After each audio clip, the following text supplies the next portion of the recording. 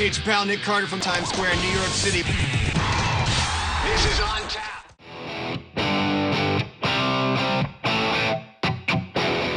All right, Nick Carter here in the Rock Lounge with Dr. Brian May, scientist, rock god, badger enthusiast, and of course Adam Lambert, music god, and sickeningly handsome. Aww, how nice. Flattery will get you everywhere. I hate your face because it's so damn perfect. All right, let me start with you.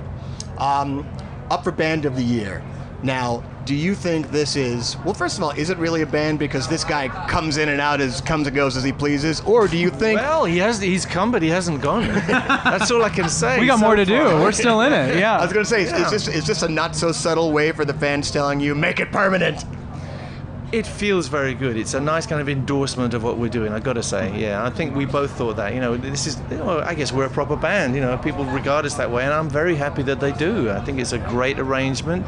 I don't know if it's a marriage, but it's a very good affair. I have to ask you, you are an artist in your own right, and you have, your voice is insane. Thanks. And you have your own style, but people have been hearing these songs, not just hearing them over and over and over again.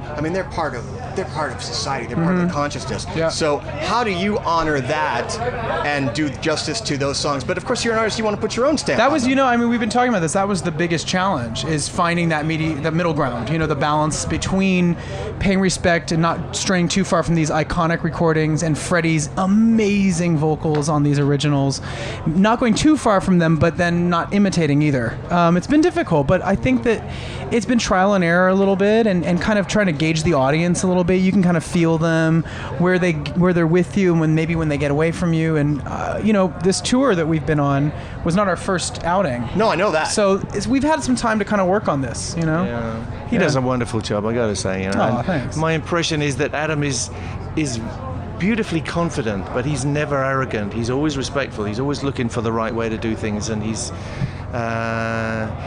he brings himself to it. That's all I can say. He's never an imitation. He doesn't need to pretend to be Freddie in any sense whatsoever. That wouldn't work, though, if he did. It would No, never it work. would be tacky. Yeah. But there are a lot of parallels between the two guys, and apart from that, they're both wonderful singers. That they both connect with an audience. They both have a lightness, and that's a very important part. There's a bit of humor there. There's a bit of sort of teasing or whatever.